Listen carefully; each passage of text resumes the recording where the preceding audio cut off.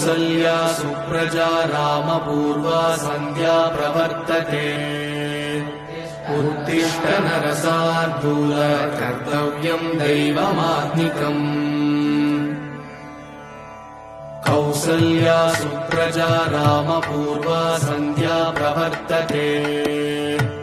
उत्तिष्ठ नरसार्दूल कर्तव्यम् दैवमात्मिकम् उत्तिष्ठोत्तिष्ठ गोविन्द उत्तिष्ठ गरुडध्वज उत्तिष्ठ कमलाकान्त त्रैलोक्यम् मङ्गलम् कुरु मातः समस्त जगताम् मधुकैटभारे वक्षो